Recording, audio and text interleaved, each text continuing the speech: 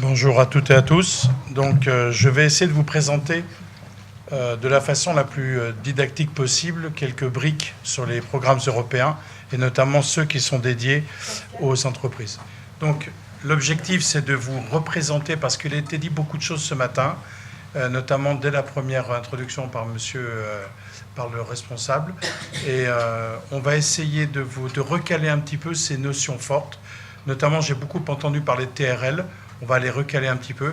Et puis vous présenter dans le panorama de H2020 comment on peut aider les entreprises. Alors, moi je suis à l'Institut Mines Télécom, je viens de Mines Saint-Étienne. Tout à l'heure on a parlé des grandes écoles, on a oublié les mines et les télécoms, donc on les reprécise là. Puis comme il y a quelqu'un qui est avec moi des Mines Télécom, c'est important. Je suis surtout à la direction du Carnot Mines et ce sont des structures qui sont intéressantes. Les points de contact nationaux forment 21 consortia. Ça dépend des thématiques. Alors vous avez 21 grandes thématiques. Et dans ces consortia, il y en a un qui s'appelle le PCN-PME, le point de contact national pour les PME. Et je représente une des structures qui est notamment le Carnot Mines avec l'Institut Mines Télécom au sein de ce consortium. Et je voudrais attirer votre attention que le coordinateur principal, c'est la BPI dont on a beaucoup parlé tout à l'heure. Alors je voudrais juste recaler le programme H2020. Je ne vais pas vous refaire tout l'historique, ce serait trop long. H2020, ce n'est pas 80 milliards d'euros, c'est 75,7 milliards d'euros. Pourquoi ? Parce qu'une partie a été prise par M. Juncker pour nantir la BEI et la BPI en particulier, c'est-à-dire qu'ils soient capables d'alimenter des fonds pour les entreprises. Et on a 3 grandes priorités sur H2020. Pourquoi est-ce qu'on appelle H2020 ? Parce que c'est le 8e programme cadre qui suit le 7e et on est déjà en train de préparer le 9e programme cadre. Ce 8e programme cadre fait référence à l'excellence scientifique. L'Europe, elle doit absolument reprendre son excellence scientifique. C'est la primauté industrielle, c'est-à-dire qu'au sein du programme Horizon 2020, on a mis la primauté industrielle comme un élément clé. Il faut redonner aux entreprises les subventions qui sont nécessaires pour qu'on puisse débaucher sur des marchés. Tout à l'heure, on a beaucoup parlé de TRL qui monte. Aujourd'hui, on veut que la recherche est une finalité et que les entreprises débouchent sur le marché. Ça a été la force des Américains, ça doit être la force de l'Europe aujourd'hui. Et puis ensuite, il y a des défis sociétaux qui sont des approches transversales de problématiques. Moi, je suis un chercheur. On m'apprenait il y a 30 ans des maths, de la chimie, de la biologie, etc. Aujourd'hui, ce sont des approches transversales. Ce sont des approches de la complexité des systèmes. Quand vous travaillez par exemple sur le véhicule du futur, vous ne faites pas que de la thermodynamique, vous ne faites pas que de la chimie. Alors, si on reprend ce qu'a dit tout de suite là avant, c'est Isabelle, on va s'intéresser dans la primauté industrielle à ce qu'on appelle les LEIT. C'est ce qu'on appelle les technologies clés génériques. Ces technologies clés sont l'ossature de la stratégie de Bruxelles, mais elles forment aussi une ossature en termes de programme de recherche sur la stratégie française de recherche. Ces technologies clés forment avec les TIC les grands domaines d'action qui sont possibles au travers de l'instrument PME. Si on regarde les lignes thématiques, vous verrez, moi je ne les ai pas numérotées, vous avez 24 grandes lignes de programme. Chaque programme, chaque ligne, c'est un book qui fait 200 pages avec dedans une multitude de calls. Donc ça veut dire qu'on a résumé là-dessus, j'ai essayé de vous résumer, les grandes actions sur l'excellence scientifique, et vous voyez notamment la deuxième ligne, c'est des actions Marie Sklodowska-Curie, où des industriels peuvent accueillir des chercheurs, des postdocs, des chercheurs seniors dans leurs entreprises pour développer des recherches. Ensuite, vous avez la primauté industrielle, où vous voyez l'accès à l'ensemble des thématiques qui ont été précisées avant.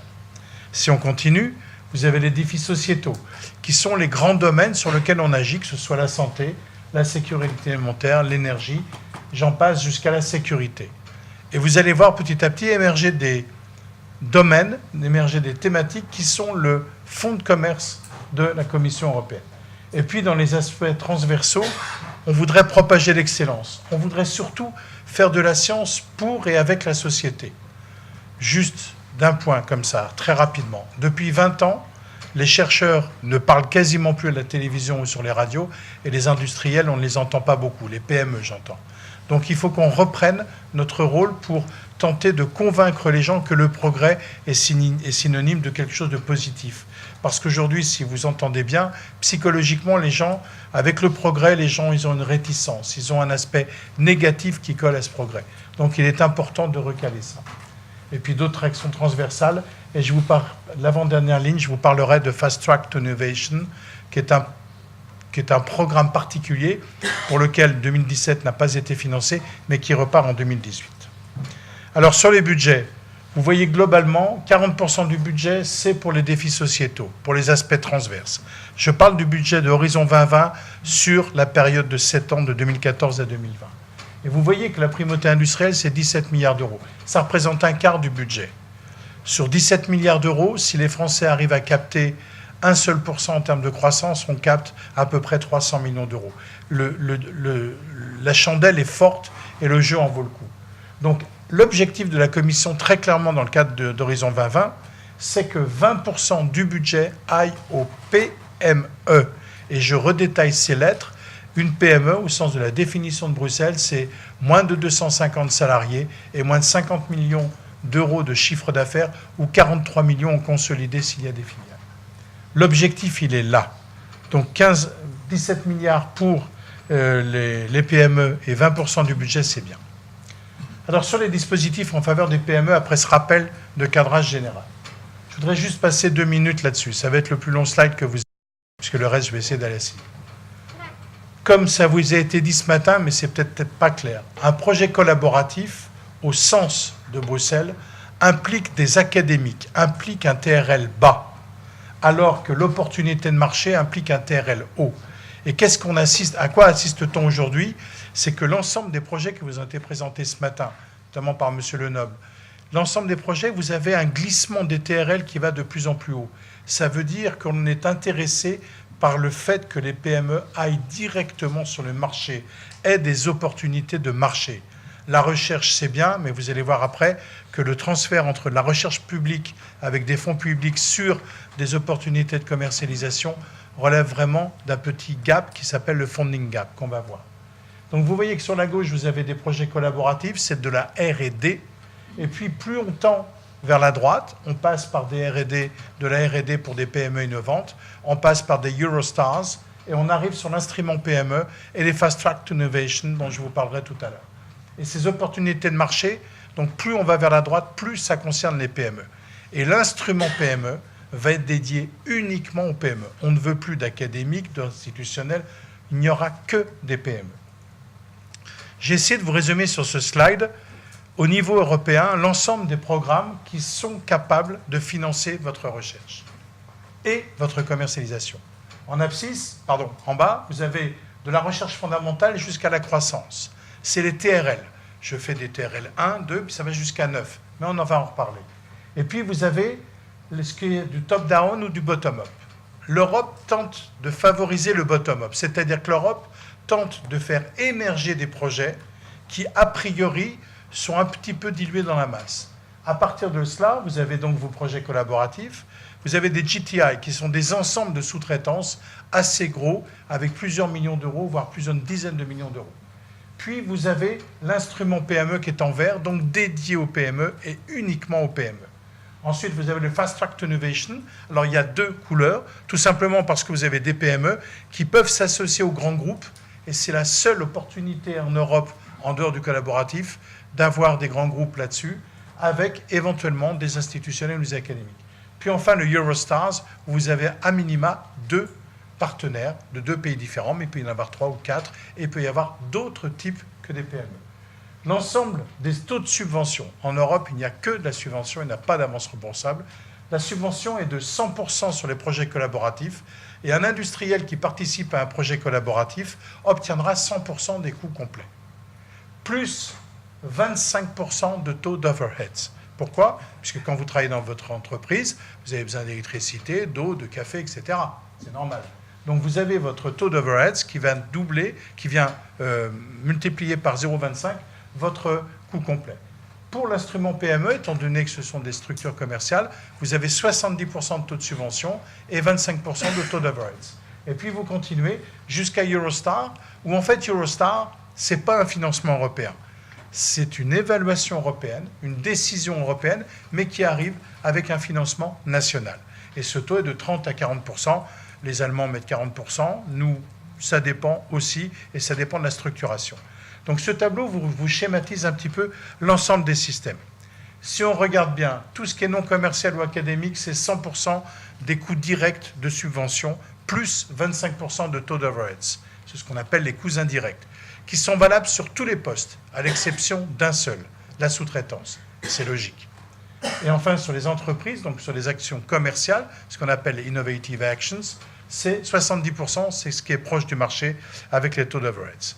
Globalement, les projets collaboratifs vont capter 13% des financements pour les PME et exclusivement pour les PME.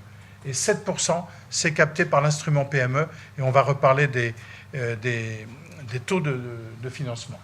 Vous regardez qu'à la sortie, vous avez globalement 17 milliards d'euros. Sur ces 17 milliards, chaque fois que la France prend 1% d'augmentation, on capte 100 millions d'euros. Donc ça veut dire que c'est très important et qu'on souhaite que les PME aillent par là. Quel est le concept? C'est la vallée de la mort. Je ne sais pas si vous êtes allé déjà aux États-Unis. La vallée de la mort, on va la traduire comme ça. Comment est-ce que je passe d'une connaissance à un marché? Comment est-ce que je passe mes piliers? Donc cette connaissance au marché, c'est ce qu'on appelle le SBIR américain. C'est le Small Business Innovative Research Program. Ça veut dire quoi? Que les Américains l'avaient mis déjà au point en 82. L'Europe l'a réinitialisé en 2014. On n'a pas trop de retard, on va dire. Simplement, les fonds publics, c'est ce qui finance beaucoup de choses. Je vous rappelle que le but de l'Europe, c'est d'avoir un financement public de la recherche qui tend vers 3%. On est loin du compte, mais on remonte un petit peu en palier. Et vous avez une zone entre les fonds publics et les business angels, c'est de dire, voilà, j'ai besoin de 1 à 3 millions d'euros. C'est ce que vous avez dit tout à l'heure, hein, en fait, pour pousser une entreprise. J'ai besoin de 1 à 3 millions d'euros pour pousser mon innovation, mon concept, pour le commercialiser. C'est ça dont j'ai besoin. Et là, on a cette fameuse échelle TRL, Technology Readiness Level, l'échelle de maturité technologique. On peut l'utiliser aussi technico. Elle va de 1 à 9. C'est une échelle qui est assez claire, où on fait de la R&T, puis de la R&D, et vous voyez qu'on sort entre 6 et 7. Le TRL 6, c'est la sortie du laboratoire. Vous avez un petit, alors on ne parle pas vraiment de prototype, vous avez un petit démonstrateur de laboratoire qui est tout petit. Moi, je suis un chercheur, j'ai travaillé sur des digesteurs. On sort 3 mm3, puis on essaie d'en faire 10 m3, pas mm3. Et ce qu'on appelle le scale-up est très compliqué parfois. Donc il faut juste imaginer qu'entre un système de labo et un système industriel, on a un petit problème, c'est qu'on a besoin d'équipement, on a besoin de financement. Et c'est la fameuse vallée de la mort. Puis vous allez, avec les ventes sur le marché, vers le TRL 9. On voit souvent cette échelle de TRL qui part d'une recherche basique de technologie et qui monte jusqu'au système test, le launch et les operations. Ça, ce sont des échelles de maturité où, quand on vous les précise, on va vous dire, voilà, à 5, 6, c'est bien, mais il faudrait plus. Alors, vous regardez si c'est 6, 7. Alors, comme je monte aussi des projets, je les écris, on met parfois, c'est une échelle de 6,42. Je suis incapable de savoir ce que veut dire 6,42. Donc, soyez à peu près clair, entre 6 et 7, c'est 6/7 ou 7/8, que vous ayez surtout l'idée que c'est sorti du labo et que c'est commercialisable. Quelles sont les raisons objectives de participation sur un instrument PME, donc un instrument européen? Vous avez compris que c'est ouvert à toutes les PME des 28 pays. Vous avez remarqué que c'est toujours les 28 pays parce que nous n'avons pas le droit de sortir les Grands-Bretons parce qu'ils sont toujours là au moins jusqu'en mars 2019. Et en mars 2019, on ne sait pas s'ils ne vont pas faire un divorce en amiable en restant quand même bien avec nous parce que c'est un peu compliqué pour eux. Donc ça veut dire que c'est les 28 pays plus les pays associés. Il y a aujourd'hui 12 pays associés, la Suisse ayant réintégré les pays associés depuis le 1er janvier 2017. Parce que la Suisse avait fait une votation, elle n'était pas d'accord avec l'Europe, donc elle avait été écartée des financements européens. Maintenant, elle est revenue dedans parce qu'elle a été sérieuse. Ensuite, le soutien possible à une seule entreprise. 90% des dossiers, c'est une seule entreprise, mais il est possible d'avoir des partenaires. Ne confondons pas les sous-traitants et les partenaires. Un partenaire, c'est quelqu'un qui prend un risque financier avec vous. Ensuite, vous avez 3 phases successives qu'on va détailler. Il n'y a pas d'obligation de postuler à la 1 puis à la 2. Vous postulez à la 1 ou à la 2, c'est en fonction de la maturité de votre projet. Et ça ne dépend que de votre projet. Le financement est de 70%, sauf une exception, ce sont les essais cliniques qui sont pris en charge à 100% pour les problématiques de santé. Pas pour les problématiques de e-santé, sauf si elles nécessitent des essais cliniques, jusqu'à la phase 2A. Les idées doivent être de dimension européenne, et enfin, il y a 4 cut-offs chaque année. Vous remontez les filets 4 fois par an. Alors, pourquoi participer? C'est la Champions League. Très honnêtement, vous avez une visibilité. Et alors, justement, je voudrais attirer ce point-là, c'est qu'on le verra tout à l'heure avec le COE. On a travaillé un petit peu avec Isabelle de Sutter sur comment financer des entreprises qui avaient eu un Seal of Excellence, mais qui n'étaient pas financées. On en reparlera tout à l'heure. L'instrument PME, il est basé sur une BPDI fondamentale. L'innovation, quelle est mon innovation? On vous a parlé d'innovation tout à l'heure. Pour moi, il y a 2 types d'innovation qui sont très demandés aujourd'hui, la radicale et l'innovation de rupture, la disruptive innovation, comme on dit. L'innovation de rupture, c'est vraiment que vous montez autre chose avec moins de coûts, plus de possibilités, plus de performances. L'innovation radicale, ça se trouve beaucoup dans tous les systèmes électroniques. Vous savez, vous avez des boîtes qui essaient de concurrencer les GAFA, Google, Amazon, etc. Ça, c'est vraiment de l'innovation radicale. Vous créez quelque chose qui n'existe pas, par exemple dans le commerce. Donc c'est difficile aussi de mettre une échelle TRL sur certains projets. Donc on a proposé au niveau du GTN, du groupe technique national, dont je fais partie, j'ai proposé une échelle MRL, qui veut dire Management Readiness Level. C'est-à-dire que ce n'est pas de l'ingénierie, c'est plutôt du commerce ou du management. Donc quelle est l'innovation? Et puis surtout, deuxième chose, quel est le business? Et vous allez faire un instrument PME, non pas sur de la R&D, mais sur du business. Qu'est-ce qui intéresse l'Europe? C'est le business. Qu'est-ce qui doit vous intéresser? C'est le business. Qu'est-ce qui va réintéresser l'Europe plus? C'est le business que vous allez être capable de faire en plus si on vous aide. C'est ça l'idée. Donc on va valider un concept, on va faire de la R&D et on va essayer de le vendre. Et c'est quoi l'idée? Je fais une faisabilité technique et de marché, c'est une phase 1. Et ensuite, je fais une démonstration de mes activités. Je mets en route mes démonstrateurs industriels pour prouver que ça fonctionne dans les conditions opérationnelles. Et 3, c'est j'ai un soutien par du coaching et du mentoring pour la commercialisation. En clair, 10 pages sur l'instrument phase 1. 10 pages, ça veut dire, moi j'en vois beaucoup des industriels qui me disent oui, on a 3 jours. Non, ce n'est pas 3 jours. Un projet européen se monte, se pense, se réfléchit et se monte en un certain temps. Une phase 2, il vous faut 6 mois minimum, sinon ça ne fonctionne pas. Donc, 10% du budget, 10 pages, c'est 10% des budgets alloués, et c'est 50 000 €, c'est une somme forfaitaire que vous n'avez pas à détailler, qui vous est attribuée si vous êtes éligible et finançable. Phase 2, c'est 30 pages, vous verrez, on va voir les critères après rapidement, je crois que j'ai un peu de temps. Et ensuite, c'est de 500 000 à 2,5 millions d'euros de subventions. Donc ça veut dire que votre projet, il fait au moins, si vous avez 2,5 millions, environ 3,5 millions d'euros, puisque ça dépend des sous-traitances, la sous-traitance minimisant les coûts indirects. C'est de 12 à 24 mois. La plupart du temps, les projets de phase 1, c'est de 6 mois, et les projets de phase 2, c'est 24 mois à 98% des cas. Et pour les projets de phase 2, à 96% des cas, les boîtes sont toutes seules. Phase 3, elle commence à débuter, puisque mécaniquement, il fallait au moins 2 ans. C'est simplement un soutien de coaching et de mentoring et de voir votre gestion de la pays de propriété industrielle qui est un point clé.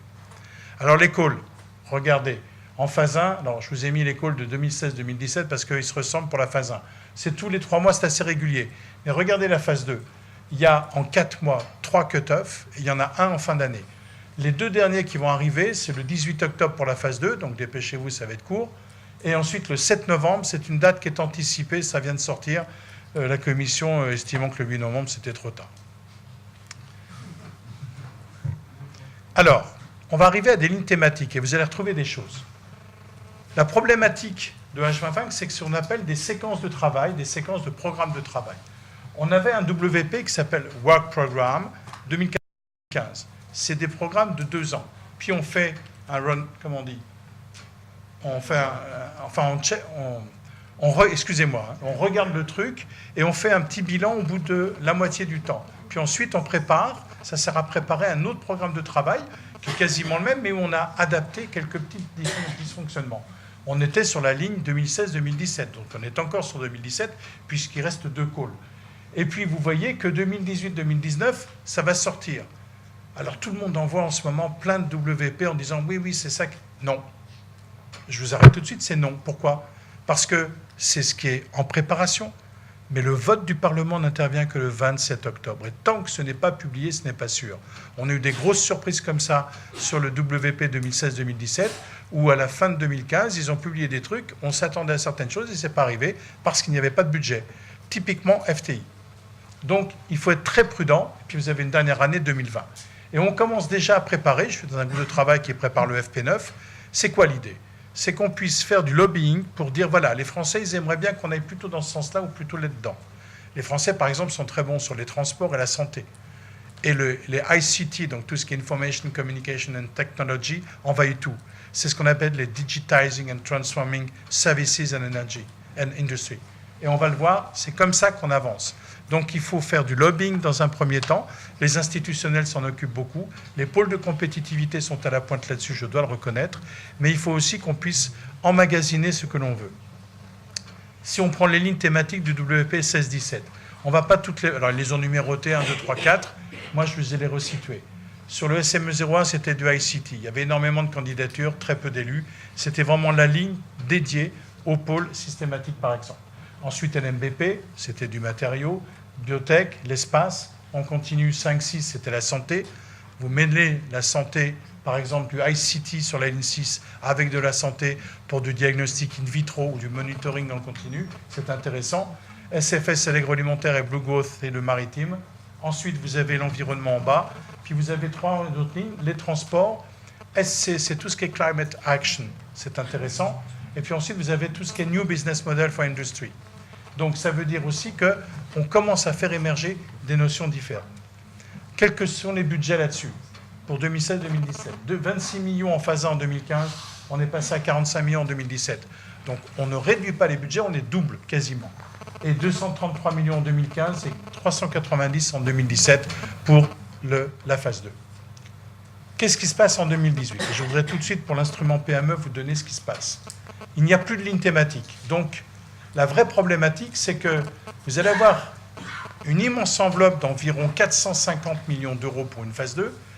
Et comme il n'y a pas une distribution par ligne thématique, comment va être réparti l'argent? C'est la raison pour laquelle, tant que rien n'est publié au 27 octobre, on ne sait pas trop à quoi on va s'attendre. On a une petite idée parce qu'il y a des lignes qui vont émerger. Il y a 3 grandes thématiques qui forment ce qu'on appelle les focus areas. Tout ce qui est digitalisation, tout ce qui est sécurité et tout ce qui est environnement va émerger avec la santé. L'environnement santé, c'est très lié. Donc ça veut dire que là-dessus, on ne sait pas trop, mais ils ont coupé toutes les lignes thématiques. Ensuite, le SOE, Seal of Excellence, on va en parler juste après. Pour les phases 2, il va passer de 12 à 13. Alors, c'est une question clé parce qu'avec Isabelle de Sutter notamment, on s'est occupé de voir quelles étaient les entreprises qui n'avaient pas bénéficié de financement, mais qui en méritaient un. Et les régions sont en train de travailler pour savoir comment on peut obtenir une miscibilité des fonds et une fongibilité des fonds pour redistribuer, par exemple, du FEDER sous forme d'instruments PME. C'est dans le domaine du possible, mais juridiquement et politiquement, c'est un peu plus compliqué. Donc c'est pour ça que le SO2 qui passe de 12 à 13 va éliminer une bonne part des entreprises pour diminuer la pression. Enfin, les pitchs industriels. Quand vous allez réussir au niveau européen, vous allez aller à Bruxelles et vous allez faire un pitch. Les pitchs, c'est génial, j'en fais tout le temps en ce moment, tout le monde s'exerce. C'est 15 minutes, 10 slides, et vous expliquez votre projet en 10 slides, 15 minutes. Et puis après, vous avez un feu roulant de questions. C'est un exercice extraordinaire, qui est un peu difficile, mais il est extraordinaire. Tout ça doit être confirmé le 27 octobre prochain. Je voudrais attirer votre attention maintenant sur un point. Ce qu'on appelle les focus areas. Les focus areas, c'est quoi? C'est que la Commission se dit que pendant 2 WP ou 2 années, on va potentialiser l'impact sur quoi? Pour 2018-2019, c'est sur le Paris Agreement, les accords de Paris. Il y a 3 milliards d'euros qui vont aller sur le Low Carbon Energy. Puis ensuite, sur le Connecting Economy and Environmental Gains. C'est vraiment l'économie circulaire. Et là, c'est un petit peu moins d'1 milliard d'euros. Puis vous voyez le Digitizing and Transforming Industry and Services, c'est directement pour vous ça. C'est pour systématique. Là, il y a des enveloppes de 1,5 milliard d'euros qui vont être servies sur la digitalisation. C'est quelque chose que l'Europe pousse très fort parce que c'est grâce à cette digitalisation que l'Europe va probablement être parmi les leaders, parce que c'est ça qu'on recherche, mais surtout va pouvoir faire avancer l'entreprise plus vers la digitalisation. Tout à l'heure, quelqu'un vous a dit qu'aujourd'hui, dans l'armée, rien ne fonctionnait sans de l'électronique et du numérique. C'est exactement le cas. Et enfin, les boosting the effectiveness of the security union, c'est vraiment les problématiques de sécurité. Alors, je vais vous le faire court, mais là, vous pouvez le lire. Globalement, 2014-2015, le WP, il y avait 20 000 propositions. 3 quarts en phase 1, 1 quart en phase 2. Je vous ai résumé sur un seul slide l'ensemble de ces choses-là. Les taux de succès, c'est-à-dire le taux final de réussite, est assez faible, inférieur à 10%, quelles que soient les phases. Le bilan français, vous voyez que les Français proposent presque autant de phase 1 que de phase 2. Le bilan français, c'était qu'on est plutôt bon en phase 1, mais moins bon en phase 2 par rapport au taux moyen de réussite. Sur le bilan 2016, on retrouve à peu près les mêmes chiffres sur l'Europe. Il y a eu 12 000 propositions en 2016, on en est à plus de 17 000 en 2017. Et je pense qu'au total, puisqu'il y a un total, on va dépasser les 50 000 propositions phase 1 et phase 2 sur les 4 ans de programme. C'est un exemple, je voudrais juste attirer votre attention sur, c'est une phase 2. Il y a un an et demi, il y avait 500 propositions par cut-off en phase 2. Aujourd'hui, elles sont de 1500 à 2000 propositions en phase 2. Donc ça veut dire qu'il y a une concurrence exacerbée. Et vous voyez que les Français en 2016 ont déposé autant de phase 1 que de phase 2, avec des taux de réussite qui sont plutôt bons en phase 1, plutôt moyens en phase 2, on va dire. Attendez, 4-6%, c'est plutôt pas mal par rapport à l'Europe. Bon, ça c'est les bilans totaux, je ne vais pas revenir dessus. Le bilan français, c'est qu'on a, jusqu'en 2016, fait 2000 propositions, on n'en est à pas tout à fait 3000 aujourd'hui, mais les taux de réussite sont assez faibles puisqu'on est inférieur à 200 propositions financées, phase 1 et phase 2. Donc vous voyez que les taux sont plutôt faibles. C'est une sélectivité, c'est un concours sur un dossier business.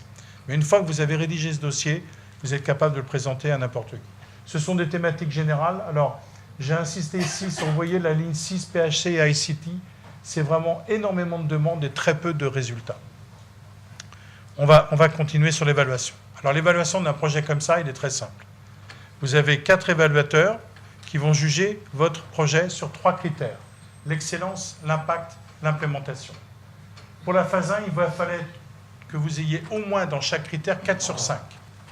Et au total, il vous fallait plus que 13 sur 15. Ce qu'on appelle le Seal of Excellence, le SOE. Et puis en phase 2, il vous fallait 3 sur 5 partout, sauf à l'impact où il fallait 4 sur 5. Mais à Bruxelles, l'impact prime sur l'excellence. Ça veut dire qu'en cas d'égalité, c'est l'impact qui va avoir une pondération de 1,5 pour classer les dossiers. Je vous signale qu'une différence de 3 places, ça peut vous coûter 2,5 millions. Donc ça vaut le coup de se pencher un peu sur la question. Un évaluateur ou une évaluatrice aura 1h30 pour évaluer votre projet, pas plus. Bon, les critères d'évaluation, je ne vais pas vous les dire, vous les aurez, j'ai essayé de vous les lier. Simplement, sur l'excellence, c'est votre innovation. Sur l'impact, c'est votre business. Sur l'implémentation, c'est votre conduite de projet. Il faut être extrêmement précis et ça ne s'écrit pas comme ça en 2 jours. Pour les scores, je vous le fais très court. 0 poubelle, 1 poubelle, 2 poubelles, 3 poubelles, 4 poubelles, 5 c'est bien. Et ça marche à tous les coups. Donc vous allez avoir du very good to excellent dans votre ESR. Evaluation and Scientific Report. Vous allez avoir votre note. Cette note, vous allez avoir des petits commentaires. C'est une ligne. Hein. Il mesure chaque mot. À mon avis, dès que ça dépasse 20 mots, il coupe.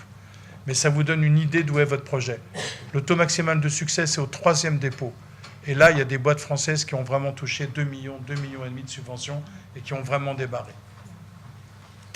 Le Seal of Excellence, c'est ce dont je vous parlais. Rejeté parce que vous n'avez pas été classé. Vous aviez moins de 4 sur 5 ou 3 sur 5 dans chaque critère et la somme ne faisait pas ce qu'il était demandé. Donc en montant de 12 à 13 pour la phase 2, vous voyez que vous allez éliminer un paquet de dossiers. Alors, vous avez ceux qui méritent un financement, puis ceux qui sont financés. Ça dépend du budget. D'où la vraie question que quand vous faites un top-down, un bottom-up, pardon, avec aucune ligne budgétaire, on ne sait pas trop vers quoi s'attend. Donc on suppose qu'un cut-off va privilégier telle thématique, telle autre thématique, on ne sait pas.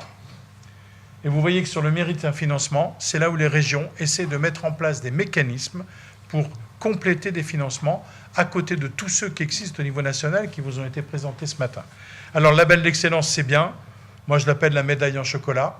C'est la 4e place aux Jeux Olympiques. C'est sympa, mais ça ne fait pas bouillir la marmite.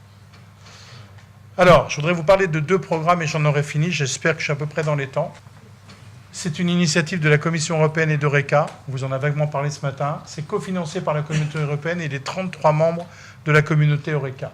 C'est soutenu par BPI en France. Et le meilleur connaisseur qui soit sur Eurostar, c'est Patrick Cornet de la BPI, qui intervient très souvent avec moi dans tout un tas d'info days dans les régions et qui est vraiment celui qui est le grand chef là-dessus. L'objectif, c'est de développer de nouveaux procédés, produits ou services par une recherche et une innovation. Donc il faut que votre produit soit proche du marché, que votre process soit proche du marché. Ensuite, il faut l'introduire sur le marché dans les 2 ans après la fin du projet. Donc ça veut dire que vous avez un projet, et puis ensuite, il faut le mettre sur le marché dans les 2 ans. Donc tous les secteurs d'activité pour des projets collaboratifs. Les règles de participation, c'est les PME innovantes qui consacrent 10% du chiffre d'affaires à leur R&D. Alors l'ordre du projet est forcément une PME, mais vous pouvez avoir 3, 4 partenaires et vous pouvez avoir des institutionnels dedans ou des organismes publics. C'est aussi possible. Bon, un pays ne participe pas, la durée du projet est inférieure à 3 ans, etc. Ça, je vous les laisserai. Quelles sont, et c'est ça qui m'intéresse, quelles sont les possibilités ? Il y a eu plus de 5000 de projets déposés, 300 à 350 par call, parce qu'il s'agit de call. C'est un taux moyen de 1,4 à 1,5 million d'euros. C'est 35% en termes de taux de projet. C'est 3 participants en moyenne, 2 à 3 pays par projet et 2 ans et demi de durée. Le taux de projet au-dessus du seuil de qualité est 35%. Les Français, là-dessus, ont un très bon taux de réussite qui est plutôt proche de 25% que de 10%. Et je vais finir par le Fast Track to Innovation. C'est un projet qui est intéressant, c'est un programme qui est intéressant. Pourquoi ? Parce que c'est nouveau et que c'est évolué par la France et par l'Allemagne, et uniquement ces 2 pays. Donc ces 2 pays sont accrochés, mais ce qui est surprenant, c'est qu'il a démarré en 2015 et non pas en 2014. Il y avait 100 millions d'euros accrochés à ce programme chaque année avec 3 cut-offs. Et ce qui est drôle, c'est que la France et l'Allemagne qui ont vraiment poussé ce programme, c'est là où ils ont le moins de taux de réussite par rapport aux autres pays. Donc bon, alors on a essayé de se rattraper un peu. C'est quoi ? C'est un programme pilote qui peut intégrer des grands groupes et des PME. Les 2 grands lauréats français, c'est Peugeot d'un côté et Thales, qui ont généré ensuite des sous-traitances de PME, mais qui ont adopté avec eux une PME. Il y en avait un notamment, c'était la récupération de chaleur des réseaux électroniques. Vous imaginez que ça produit une chaleur dingue. Il n'y a qu'à voir dans des pièces quand il y a des ordinateurs, vous ne savez plus quoi faire de la chaleur. Donc l'idée, c'est de les récupérer pour les redistribuer. C'est un programme qui finance des projets d'innovation, forcément. Pas de recherche, d'innovation. C'est toute la différence. Ce sont des projets collaboratifs. Et vous voyez que c'est un format qui est un peu bizarre. C'est un projet collaboratif, mais qui est quand même destiné aux PME. Et dont la maturité technologique doit être supérieure à 6. Tout ce qui est instrument PME, Eurostar et FTI, si ce n'est pas au-dessus de 6, ça ne marchera pas. L'évaluateur, il va mettre votre dossier dans une poubelle. Et ensuite, c'est aboutir à une commercialisation à très court terme. Il faut accélérer le développement de nouvelles technologies. C'est des petits projets. Il y a une taille opérationnelle. C'est 5 partenaires maximum. C'est 36 mois pour la commercialisation. C'est des PME, des grands groupes et des primo-accédants industriels. Et en fait, il y a ce qu'on appelle le time to grant, qui est assez rapide. J'ai presque fini en 2 minutes. C'est toujours le problème du repas, vous voyez. Enfin, en fait, il y a autre chose. Les thèmes ne sont pas imposés. Tous les thèmes sont acceptés. C'est du strict bottom-up. Et ils prennent des dossiers qui sont pas mal. Et les projets doivent couvrir les grandes priorités du pilier 2. Alors, la composition, c'est 5 partenaires, avec au moins, dans le cadre de 5 partenaires, 3 entités industrielles qui doivent détenir 60% du budget. En clair, on ne fait pas confiance aux académiques, aux industriels et aux institutionnels pour gérer le budget. Et s'il n'y a que 3 entités, il faut que ce soit 3 entités, mais dont 2 soient des industriels qui gèrent 60% du budget. Et on revient aux règles européennes classiques, 3 entités de 3 pays différents. Les PME peuvent y participer. Il y a au moins 2 entreprises. Et enfin, 3 entreprises dans un consortium. 100 millions en 2015 et 2016. 2017, année blanche, il n'y avait plus de sous. Donc ils ont piqué les sous là pour mettre ailleurs. 2018, on repart. Des prochains cut-offs en mars. Subvention maximale par projet, 3 millions. Oui. C'est quoi le taux de financement? 70%. Subvention maximale par projet, 3 millions. Et la taille budgétaire attendue, c'est entre 1 et 2 millions de subventions par projet. Globalement, alors je ne les ai pas mis les résultats. Bon, le critère impact, c'est toujours très important et c'est le plus important dans tous ces projets. Et globalement, il y a eu, je crois que c'était 300 projets, et il y en a eu, in fine, 25 d'acceptés de financer. Alors, je suis allé très vite parce que par manque de temps. Moi, j'ai une Bible, c'est Horizon 2020, c'est le site du ministère. Et il faut reconnaître que ce site est particulièrement bien foutu. Je vous le dis comme je le pense. Et là-dessus, vous pouvez aller voir plein de trucs. Ensuite, vous avez le portail du participant, qui est vraiment un site extrêmement bien fait aussi, qui est un système matriciel avec de multiples entrées. Et je voudrais conclure que sur l'instrument PME, comme le Fast Track to Innovation, comme l'Eurostar, il faut que votre proposition, ça soit du business, que ce soit bien présenté, donc très sexy, et que ça soit super pertinent et percutant pour que vous attiriez l'œil de l'évaluateur. Vous avez 4 évaluateurs, et seules les 3 meilleures notes sont prises en compte. En fait, la plus basse et la plus haute sont éliminées. Donc si vous n'avez pas 3 notes qui se concentrent sur le même niveau, vous ne pourrez pas passer. Je vous remercie beaucoup de cette présentation.